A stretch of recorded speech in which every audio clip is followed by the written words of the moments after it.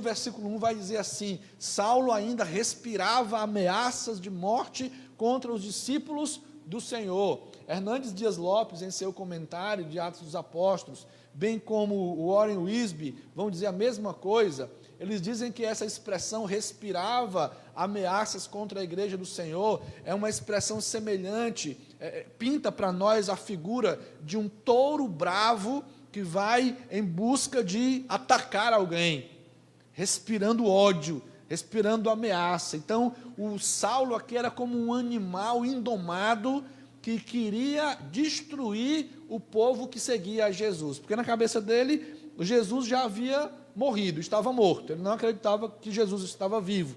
Então, se ele conseguisse matar, isso na cabeça dele, todos os seguidores de Jesus, ele ia então acabar com aquela seita terrível, que era a seita do caminho, os cristãos, a igreja de Jesus, e ele estaria fazendo um grande serviço para Deus e para a verdadeira religião, na concepção dele, que era o judaísmo, não é?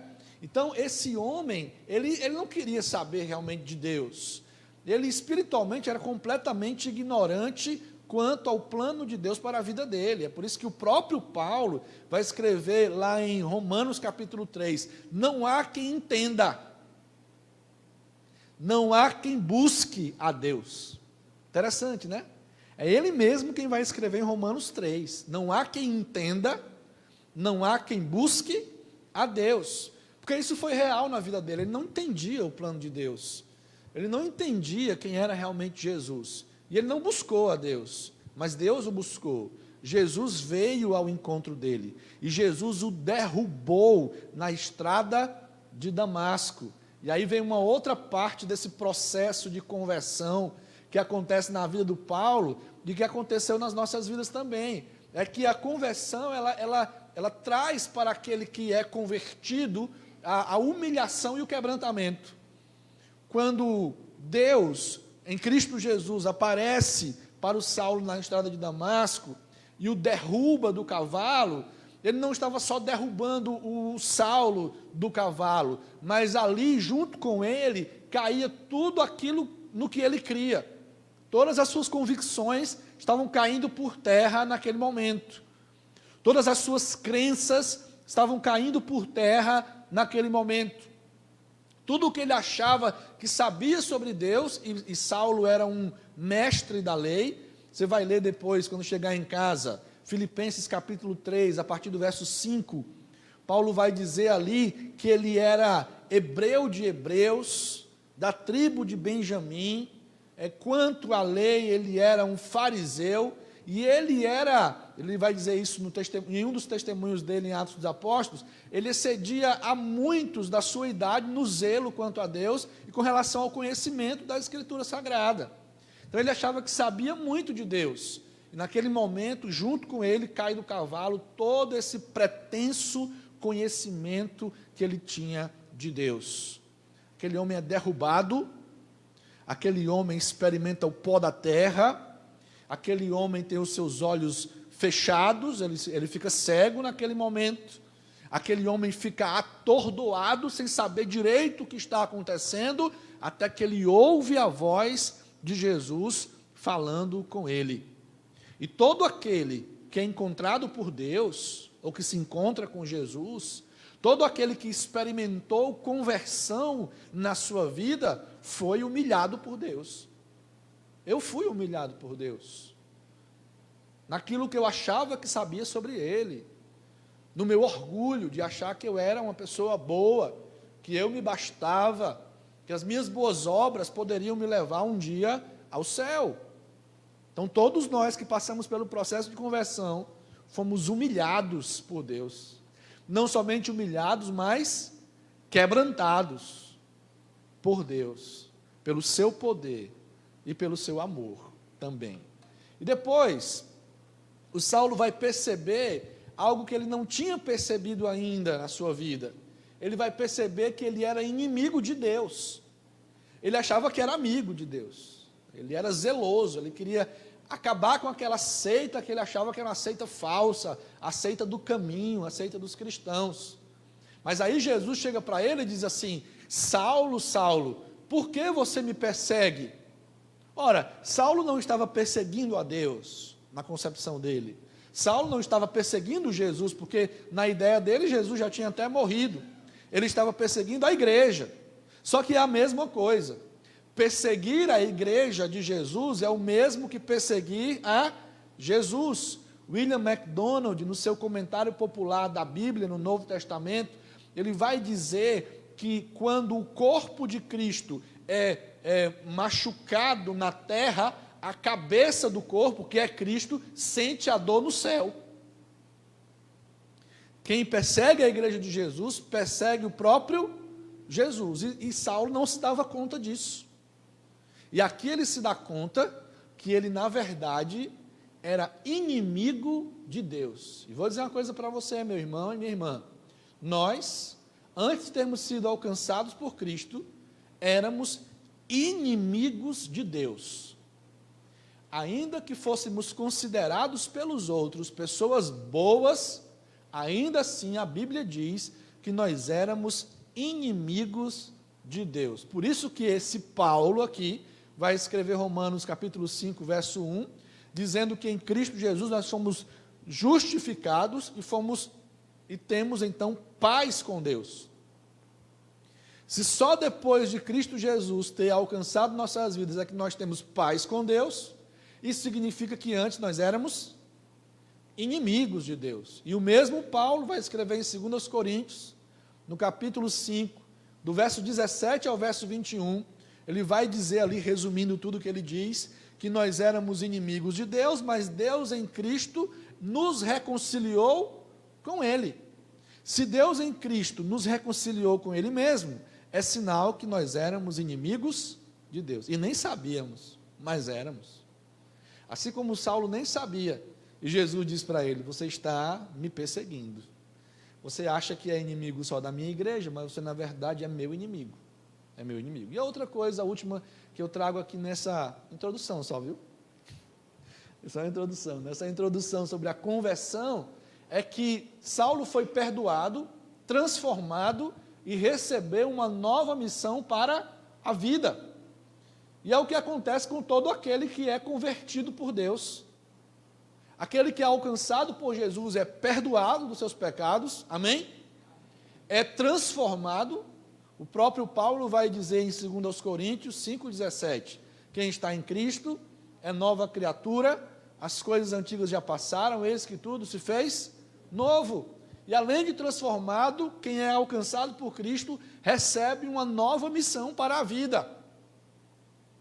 Quando Deus vai falar com o Ananias, e o Ananias reluta em ir conversar com o Saulo e se encontrar com o Saulo, no verso 16, ele diz assim para o Ananias o seguinte: eu vou mostrar a ele o quanto ele deve sofrer pelo meu nome. Então, aquele que era perseguidor e fazia os crentes sofrerem, agora vai sofrer pelo nome de Jesus. No verso 15, ele vai dizer aqui qual era a missão da vida de Saulo agora. Ele é instrumento meu para falar aos gentios, aos reis dos gentios e ao povo de Israel. E eu e você, quando nos convertemos, fomos perdoados, transformados, e no pacote a gente recebeu uma nova missão, a missão para a vida toda, que é proclamar o Evangelho de Jesus, aonde nós formos, aonde nós estivermos. Então, assim como aconteceu com o Saulo, tudo isso que aconteceu na conversão dele, acontece com qualquer pessoa que se converte nos dias de hoje, ou que é convertido. Aconteceu comigo e com você. O episódio vai ser diferente. Eu creio que ninguém aqui se converteu caindo do cavalo. Talvez o Clênio tenha uma experiência dessa, porque o Clênio é que gosta de montar a cavalo. Mas não foi assim não, né, Clênio? Foi não. A conversão não foi não, mas já caiu do cavalo.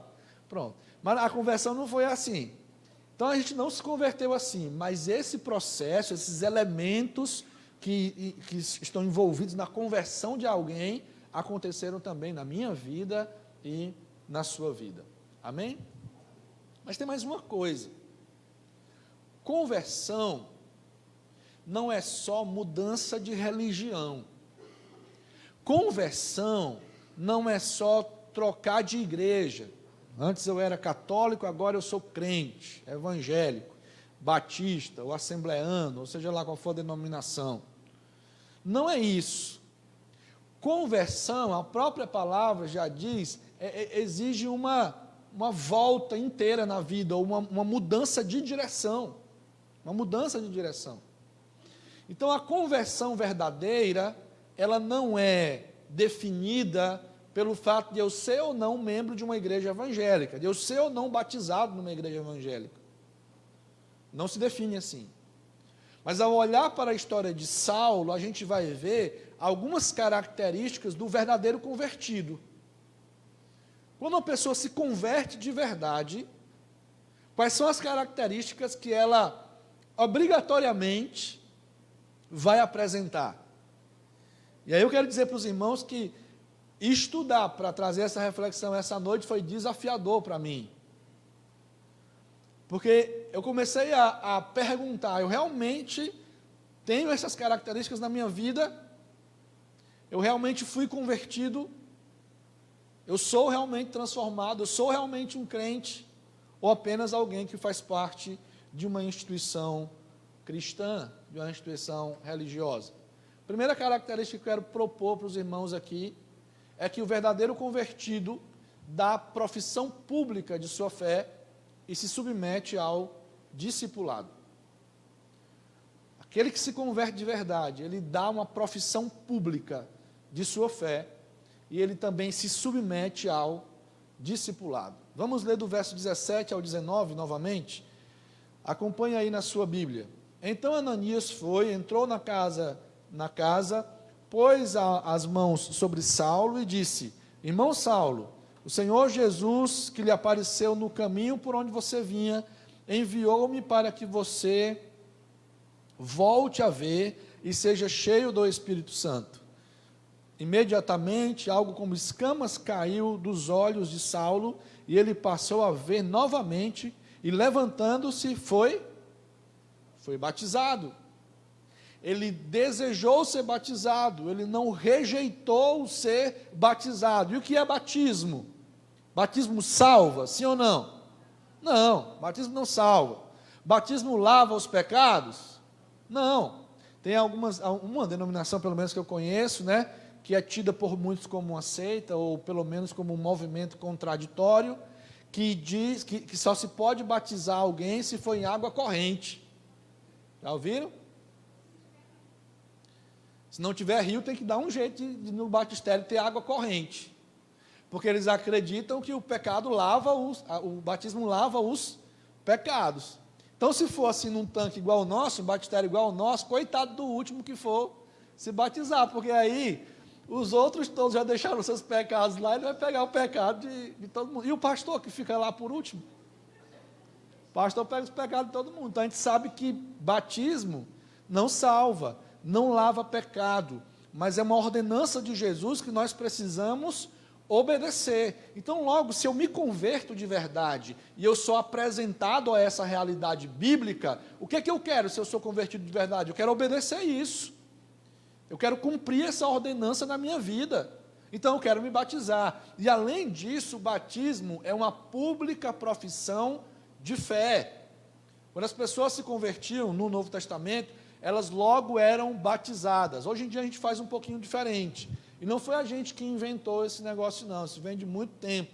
A gente espera um tempo, dá estudo bíblico para a pessoa, explica a pessoa algumas coisas sobre o Evangelho, sobre o que é ser membro de uma igreja, e depois a gente batiza, né? Apesar de não ter demorado tudo isso, a gente vai ver que o Ananias fez isso com Saulo. Ele disse assim: olha, aquele Jesus que apareceu para você no caminho para cá, ele me enviou até você, né? Então, o Saulo, logo que foi apresentado a essa realidade do batismo, ele quis se batizar, dar sua pública profissão de fé. Eu não sei se os irmãos já viram, nem sei se há casos assim na igreja hoje ou na história dessa igreja, mas eu já me deparei muitas vezes com pessoas que levantaram a mão e disseram que se converteram, mas nunca quiseram se batizar. Na verdade, correm do batismo, fogem do batismo. Eu fico sem entender. Será que é falta de instrução? Eu penso que não. Porque uma coisa que a gente zela, logo que uma pessoa se converte, é dar estudo bíblico para ela, tem a sala de batismo na igreja. Eu já vi casos, por exemplo, em que pessoas não quiseram se batizar, porque mesmo recebendo toda a instrução bíblica, ainda assim não conseguiam deixar de crer que o batismo que tinha valido era quando ela era recém-nascida. Que o batismo é aquele, quando a gente recebe o nome. Eu até já vi gente dizer assim, vou me batizar de novo, e qual vai ser meu nome agora? Não é? Então, mesmo recebendo instrução bíblica, não consegue crer no que a Bíblia diz. Eu tenho dificuldade eu não me coloco aqui como alguém que quer definir quem é convertido e quem não é isso, mas eu tenho dificuldade de perceber transformação, conversão verdadeira em alguém que diz que crê em Jesus como Senhor e Salvador, mas não faz o que Ele manda. Não quer ser batizado, corre do batismo. Outros ainda dizem assim, pastor, eu quero me batizar, mas é porque eu ainda tenho essa prática aqui na minha vida, então eu não vou batizar agora. Bom, isso para mim é uma indicação de que é melhor ficar com essa prática do que abandoná-la e finalmente se batizar e dar a sua pública profissão de fé. Então, o verdadeiro convertido, ele quer dar essa profissão de fé, ele quer ser batizado, ele anseia por isso. Eu lembro quando eu me converti, a primeira coisa que eu fiz foi entrar na sala do pastor. Lá era o pastor quem dava essa aula de primeiros passos, né, de preparação para o batismo. Então, eu fiquei 3 meses na sala, 3 meses. E aí depois fui batizado. Foi um dos dias mais felizes da minha vida, foi o dia do meu batismo. Eu sei que para você também. Não sei se você lembra a data. Mas eu sei que para você foi um dia muito feliz também. O dia da nossa profissão de fé. Mas não é só isso. Ele se submete ao discipulado. Dá uma olhadinha mais uma vez aí no verso 19. No verso 19 diz assim, e depois de comer, recuperou as forças. Saulo passou vários dias com os discípulos em Damasco. Passou vários dias fazendo o quê com esses discípulos? Creio que ele passou vários dias aprendendo com aqueles irmãos o básico da fé cristã. Aquilo que ele precisava entender sobre quem era Jesus e qual o plano de Deus para as nossas vidas. Mesmo sendo um doutor da lei, ele passou ainda vários dias com aqueles irmãos, e a inferência que eu faço é que ele aprendeu com aqueles irmãos o que é básico na fé cristã. Quem se converte de verdade tem essa sede de Deus, tem esse desejo de aprender mais de Deus, tem esse desejo de conhecer mais da palavra de Deus. E esse discipulado de Saulo, ele não acabou aqui não, em Damasco.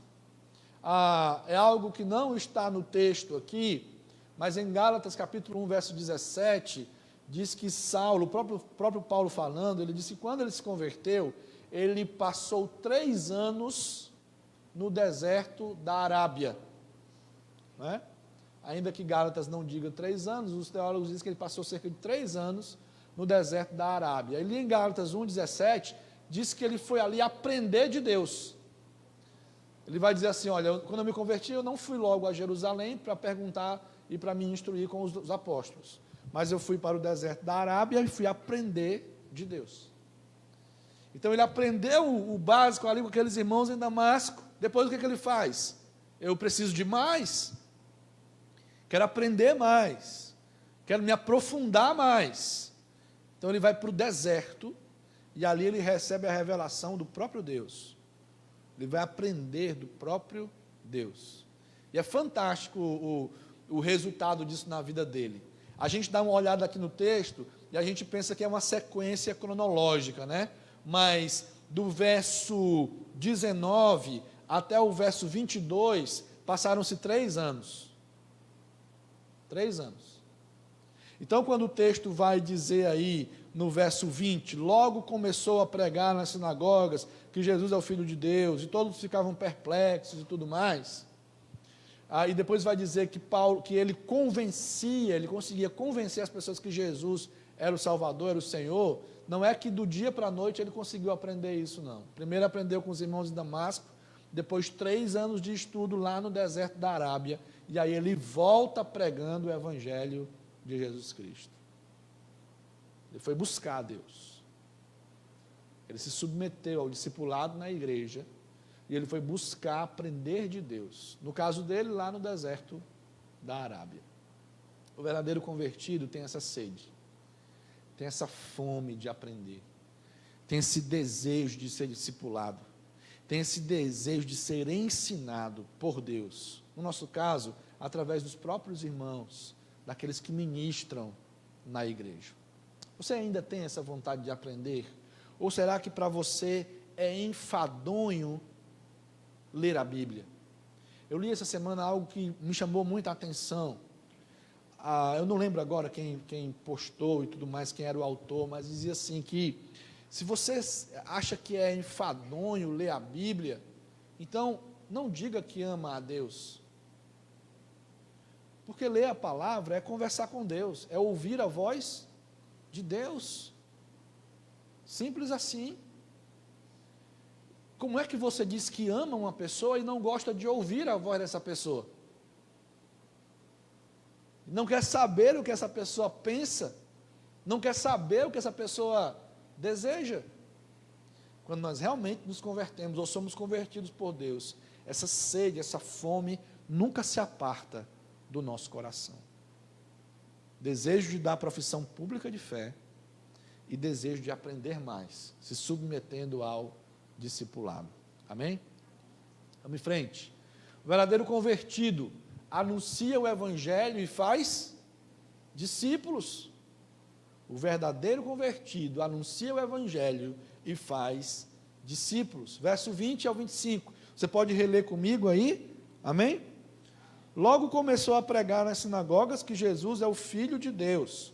Todos os que o ouviam ficavam perplexos e perguntavam: não é ele o homem que procurava destruir em Jerusalém aqueles que invocavam este nome? E não veio para cá justamente para levá-los presos aos chefes dos sacerdotes? Todavia Saulo se fortalecia cada vez mais e confundia os judeus que viviam em Damasco, demonstrando que Jesus é o Cristo. Decorridos muitos dias, os judeus decidiram de comum acordo matá-lo. Mas Saulo ficou sabendo do plano deles. Dia e noite, eles vigiavam as portas da cidade a fim de matá-lo. Veja o verso 25, que interessante. Lembrem que ele se converteu, passou um tempinho em Damasco, foi passar 3 anos no deserto da Arábia, foi aprender mais de Deus. E aí ele volta. No verso 25, o que é que ele tem já? Quem é que ajuda a salvar a vida do Saulo? Os discípulos dele ajudaram a tirá-lo da cidade por uma brecha na muralha da cidade. Desceram ele num cesto na muralha da cidade. Os discípulos dele. E quando eu leio o Novo Testamento, eu não tenho como chegar a outra conclusão. As pessoas que se encontram com Cristo pregam o Evangelho e fazem discípulos. É incrível isso.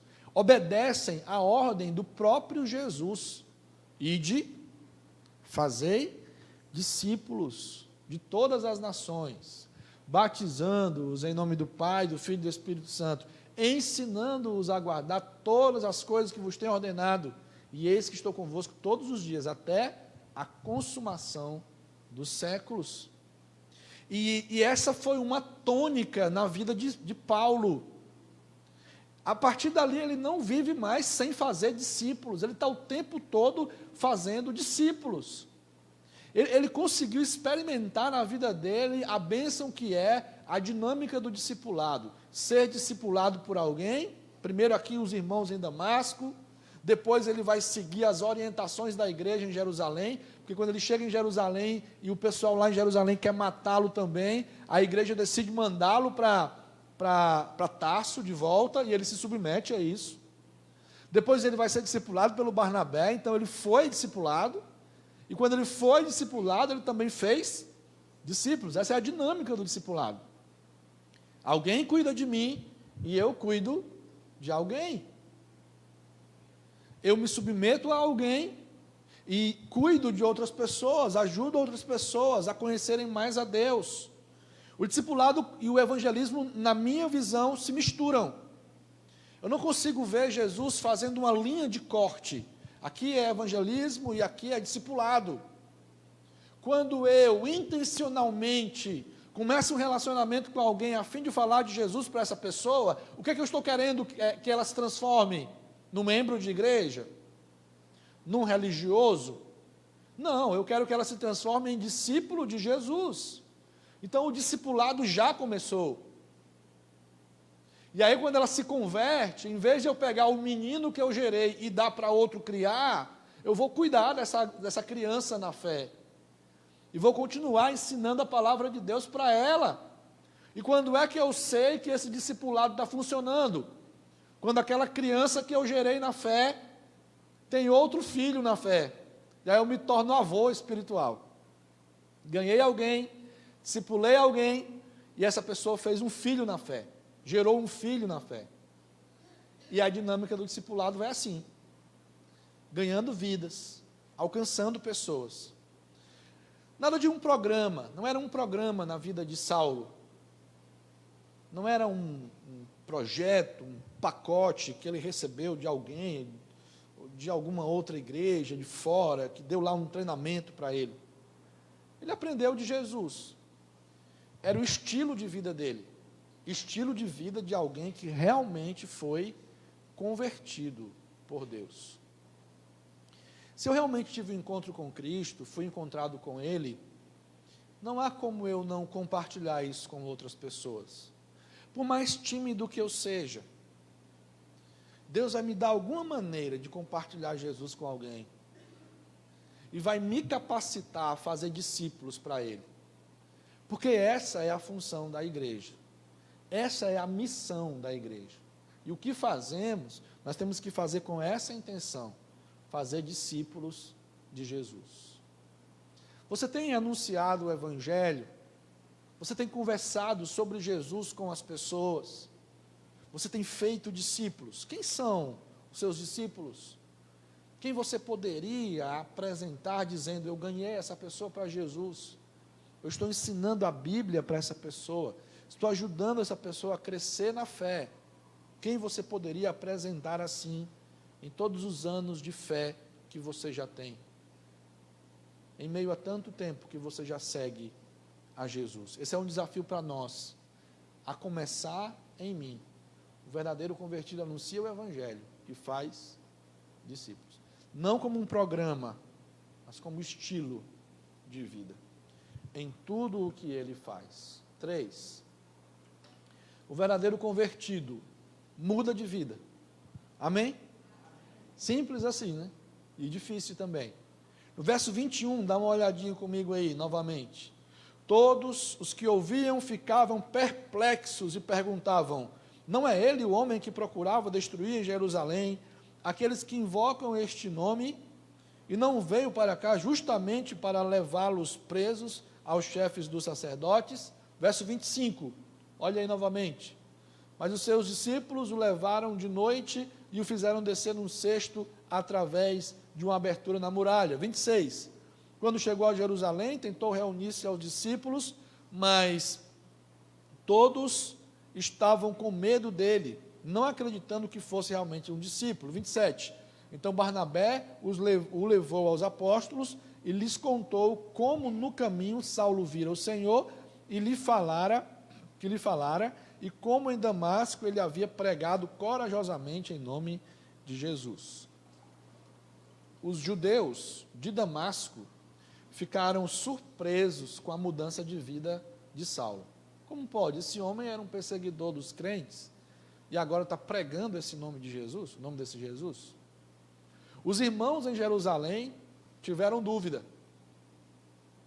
porque estavam com medo, pensaram que Saulo estava fingindo, mas aí chega o Barnabé e leva ele aos apóstolos e diz, olha, Jesus apareceu a ele na estrada, e lá em Damasco ele estava pregando corajosamente o nome de Jesus.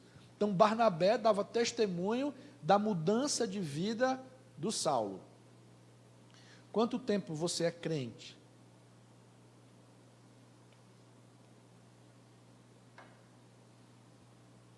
E o que mudou na sua vida de lá para cá?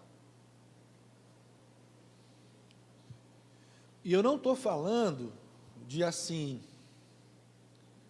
eu tinha um carro, agora tenho 2. Minha empresa tinha falido, mas agora eu tenho uma empresa maior. Eu estava desempregado, agora eu tenho um emprego. Eu não estou falando disso. Eu era doente e fui curado. Eu estou falando de mudança de vida, de atitudes, de pensamentos, de palavras. Barnabé pôde testemunhar que aquele homem havia mudado de vida. E quem pode testemunhar que você mudou de vida? Quem pode? Quem pode, em sã consciência, olhar para você e diante de uma multidão que te acuse de qualquer coisa, dizer assim, não, essa pessoa é diferente hoje.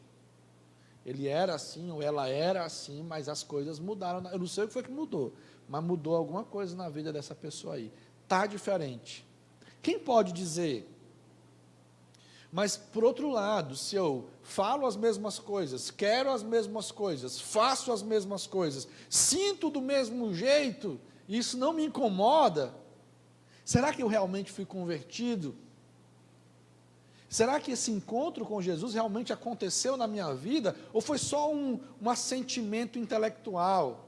Ou foi só uma comoção, algo que aconteceu nas minhas emoções, e eu fui lá e chorei, e levantei a mão, e fui na frente, e até me tornei membro da igreja?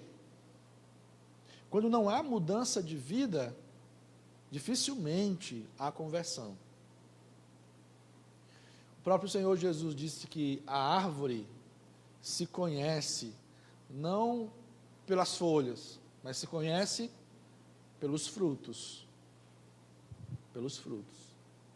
Eu sei que é uma mangueira se ela der manga. Se der caju, não é mangueira. Não tem como.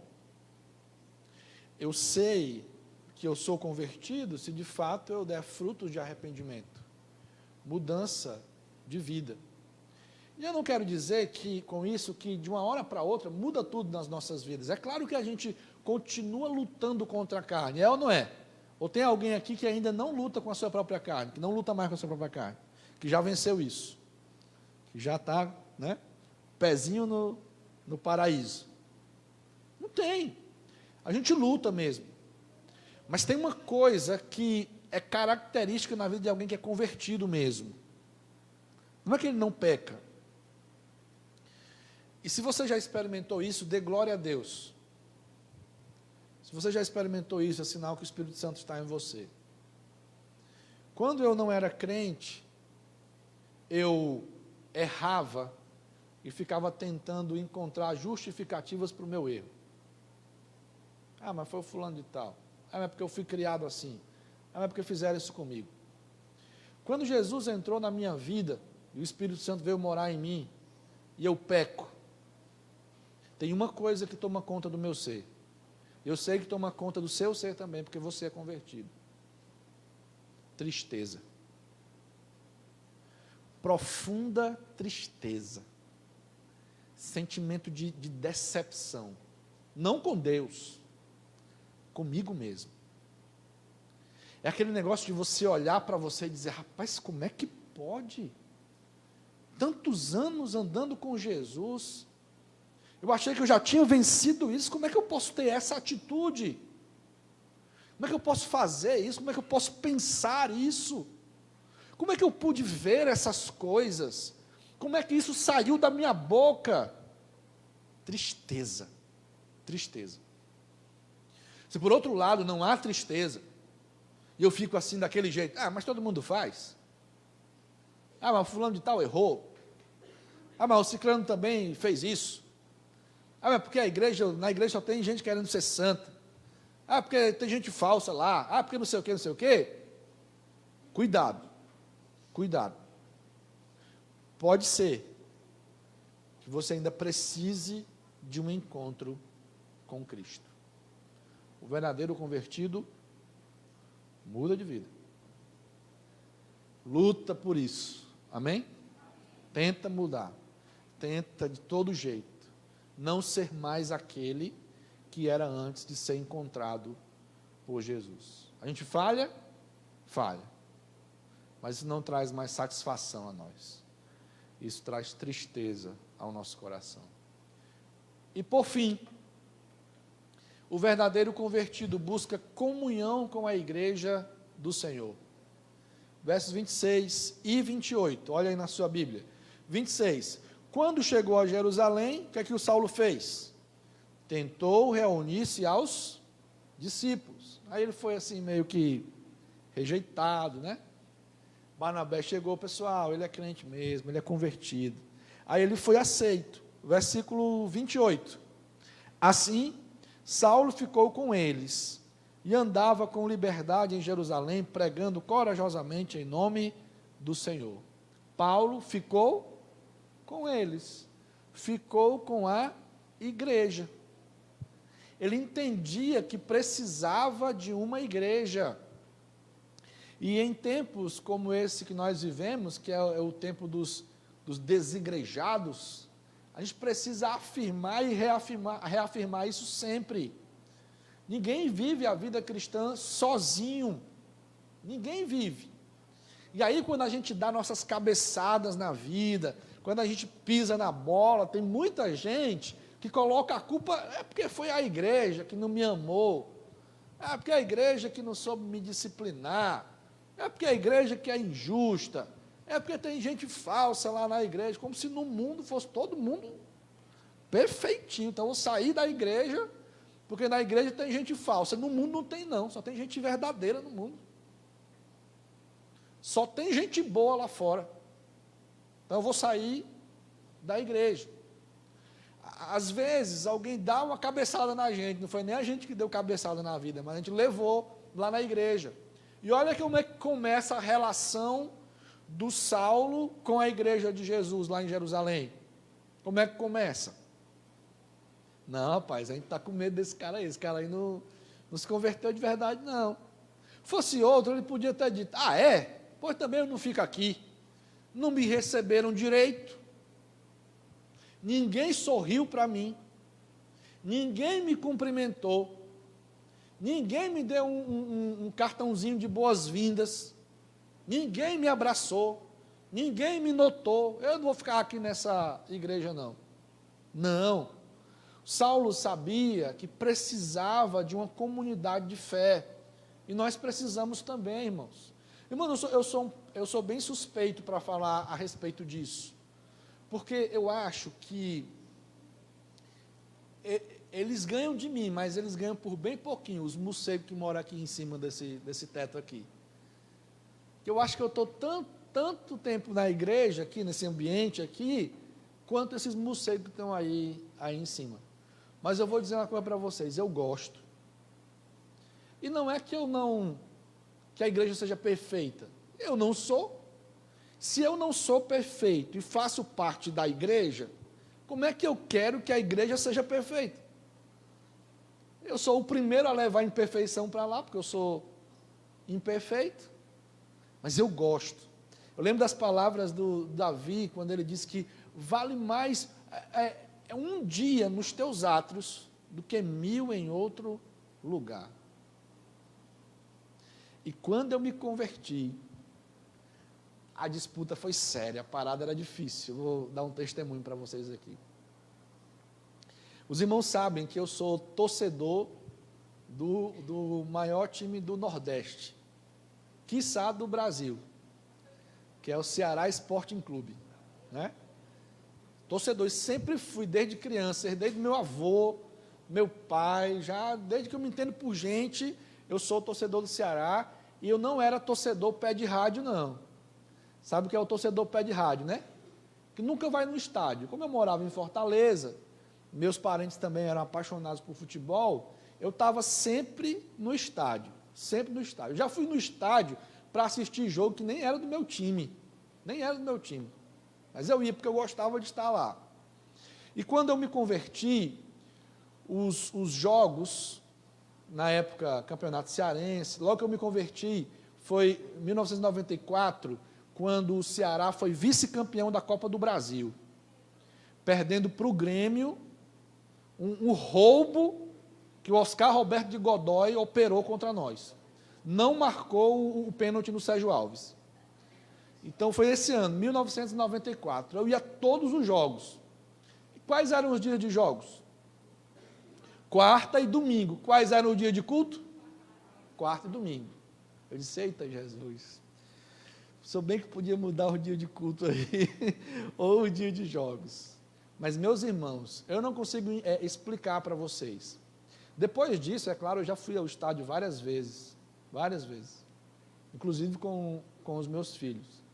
Mas a alegria de estar com a igreja adorando ao Senhor era para mim infinitamente maior que a alegria de estar no estádio torcendo pelo meu time. E olha que eu sou torcedor mesmo.